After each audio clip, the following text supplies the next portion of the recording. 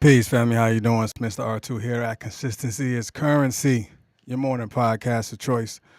Today is Monday, July the 18th, and this month has been very interesting.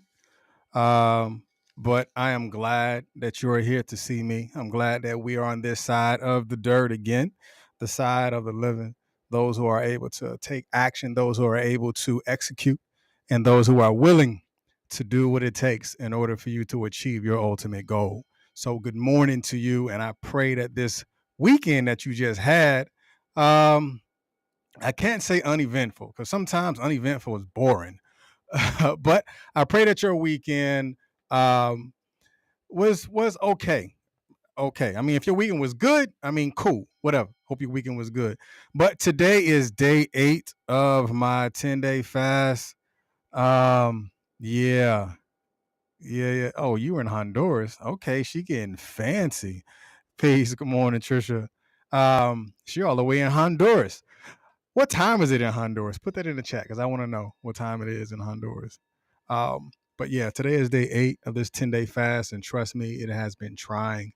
It has been a level of commitment that you have to be um, disciplined to complete because 6:30. Oh, that's not bad.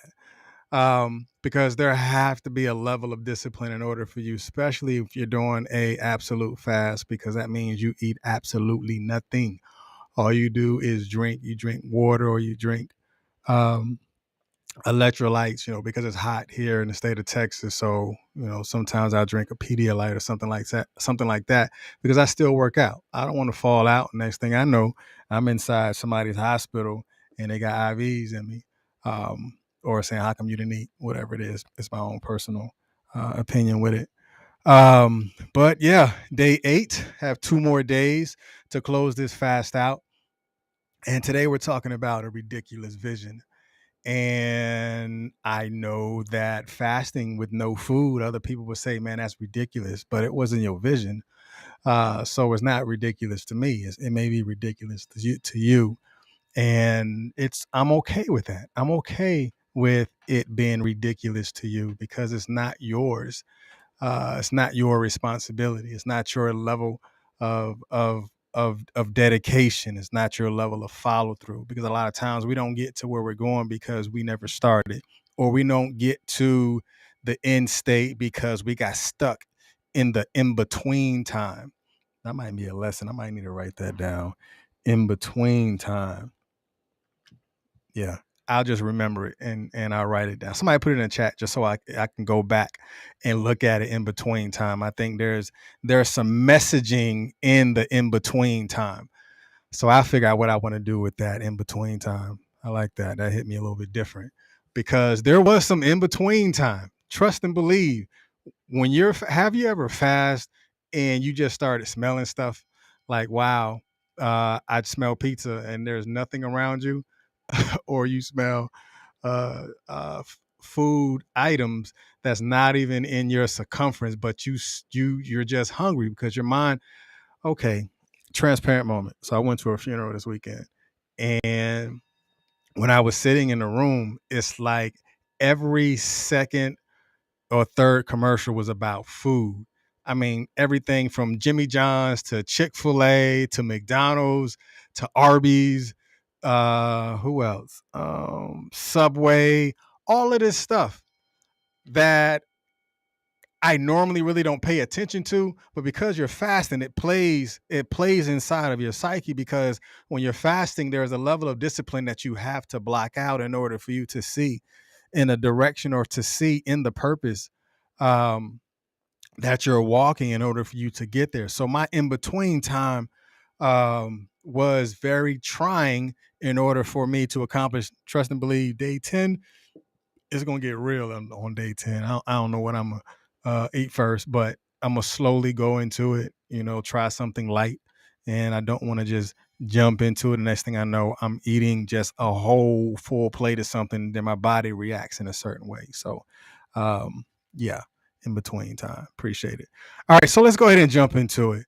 So before we really get started, make sure you take this, live and share this live on your news feed in order for somebody else to be blessed, because sometimes the things that you do is not about you. The things that you complete is not about you, probably because the things that you have completed was somebody else waiting or on pause until the completion was done.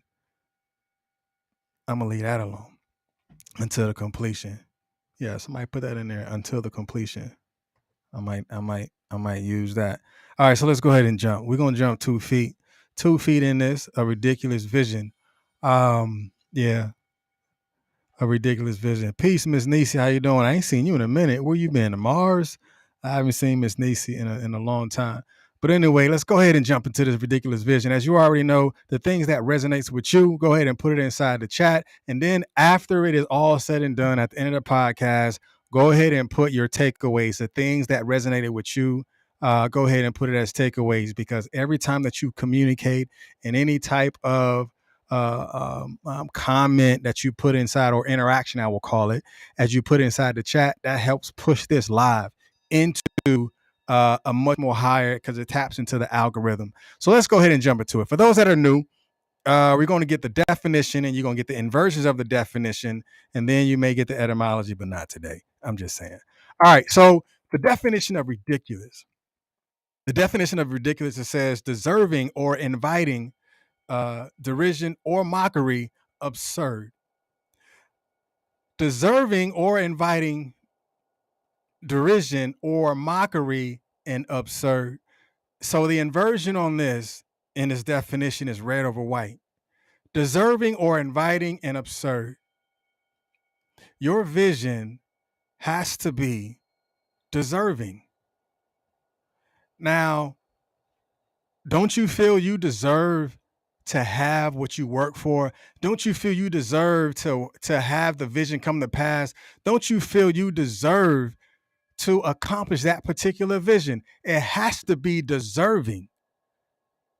It has to be inviting in order for you to allow that vision to come to pass. And those who may see the vision may feel that the vision is absurd because it wasn't their vision to begin with. You're speaking your vision to people who don't understand what a vision is. You're speaking your vision to people who haven't even accomplished a vision for themselves. So that's why the vision will always be ridiculous to them. Keep talking your vision to people. Keep speaking your vision to people who can't even have regular sight. They don't have the sight picture in order for them to accomplish their target. You like that military thing, right? The sight picture. But I mean, it's true. You have people that want to see your vision, but they've never accomplished something for themselves. So that's why they will call your vision ridiculous. But I'm telling you right now that you are deserving of your vision. Allow your vision to be inviting to you, that you will walk through it, that you can walk through walls in order for you to accomplish that thing. And deserving, let's abstract from the definition of ridiculous, and I abstracted the word deserving just so you can begin to apply those applicable things to your vision, to your ridiculous vision. Deserving is said to be worthy of being treated in a particular way, typically of being given assistance. So the inversion is red over white again. So the deserving vision that you have is worthy of being treated. So that ridiculous vision that you have, that ridiculous vision that some people talks about, that ridiculous insight that you have within your vision, it is worthy of being treated. Treated. I should have broke down treated, because we probably would have extracted something else. Let me look. Let me do that right quick. Can I go off the path just a little bit, and we're gonna listen to treated, and we're gonna play into it. Definition of treated. Here's the definition of treat: behave toward or deal with in a certain way. So because you behave towards it or you deal with it in a certain way, because something that is so far ridiculous, don't you have to treat it in a certain way? You have to apply a different way of thinking to it. You have to be, because you found it to be worthy. You found it to be worth your while to work towards and to work on. Because when it says behave towards, that means you're behaving in a direction that is going towards your end state.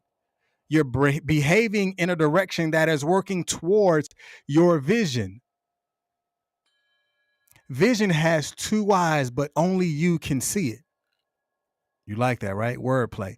But you have to be able to see it. Why? Because if you're behaving in a way that is big, that is worthy of you to be treated, then you're going to deal with it differently than everybody else. So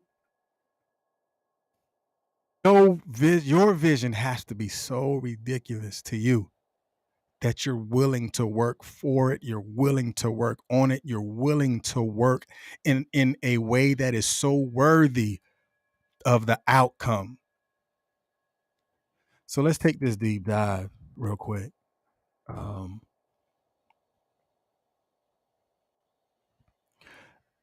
A ridiculous vision is going to be worked on, worked out, worked about, treated by someone who understands the end state, right? And because you understand the end state, you're going to begin to tap into so many of the things that is going to take your vision and blow your vision up. And you're going to blow it out of the water. Because when you're dealing with the vision that you find worthy or you found worthy to be treated and to be worked on in a certain way, it's going to demand you to be imaginative. Because you're going to have to visualize the vision you wish to become. Because think about it. Because when you're thinking about what that vision is or that ridiculous vision, you're going to have to begin to articulate it, right? Because if you find it worthy to be treated, then you should have the ability to be imaginative and to be able to articulate what that vision is, if that vision is going to become what you choose for it to be. Because you're going to have to articulate it to the point to where it will be like creating creating some sort of creative approach or utilizing some sort of creative approach. Because to others it may seem ridiculous, but to you it is the promise. Because a lot of times the promises aren't met because we haven't allowed ourselves to the ability to tap into that promise. And we have to understand that in order for us to get there, we're going to have to begin to give ourselves permission. Give you permission. That ridiculous dream was given to you. That ridiculous dream wasn't given to somebody else. They call it ridiculous because they didn't think about it. They call it ridiculous because the vision wasn't handed to them. They call it ridiculous because the vision wasn't in a dream that they've dreamt, but the dream was given to you. So it only becomes ridiculous to those who were not in the line of what the promise and the permission was, because permission, this is what you said that you were going to do.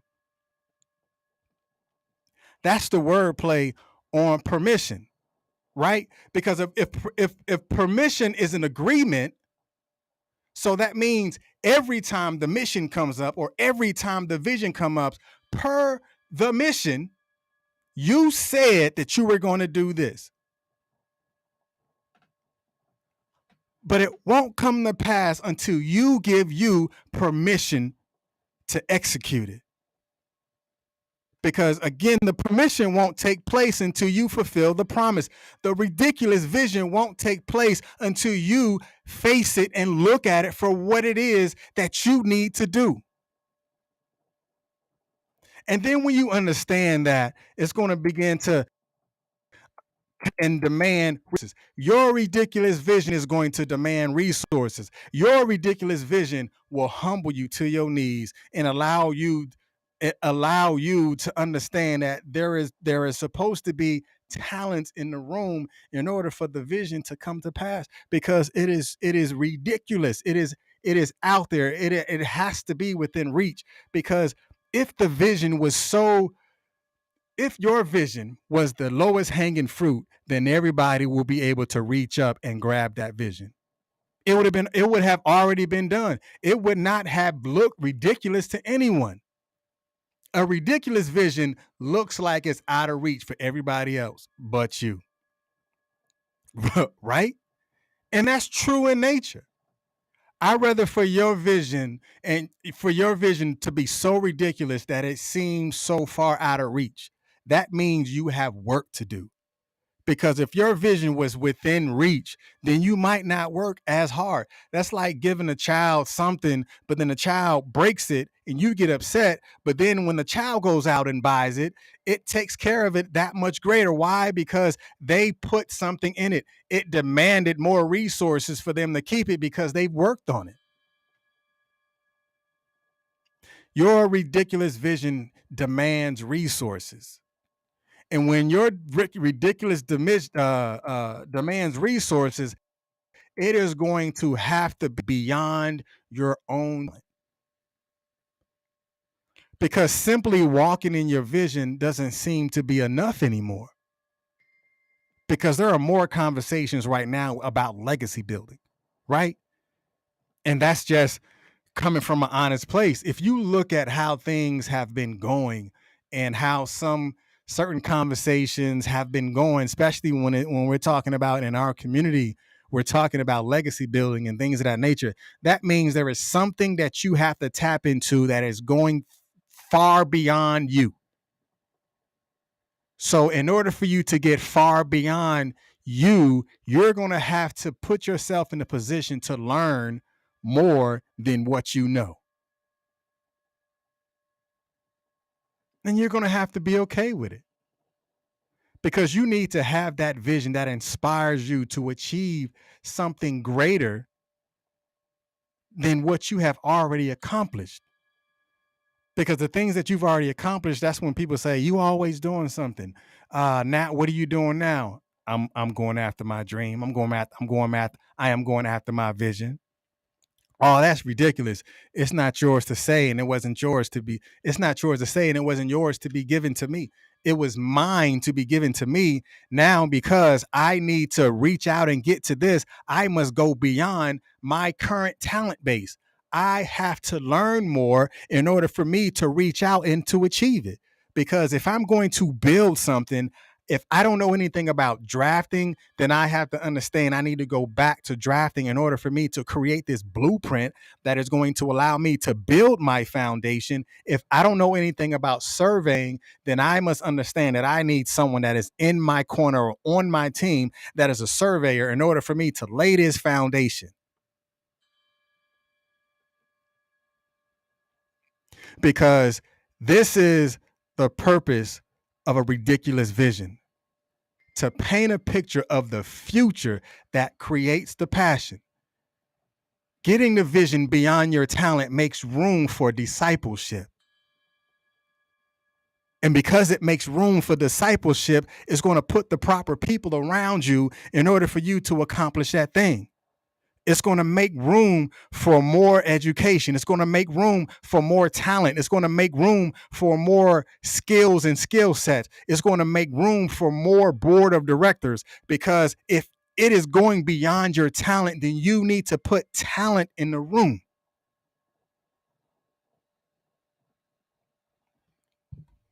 So this ridiculous vision is going to take you places and is going to involve others. if you're the type of person that say, "Oh, I don't work well with people," that's probably why your vision haven't came to pass right now. Maybe your vision needs you to be beyond your talent, but you so hard headed that you cut your blessing off before your seed was planted. You dug your raggedy seed out of the dirt before the seed was able to be planted because you said, "Oh, I don't work well with others and I don't work with people." Bet too easy. It will never come to pass for you.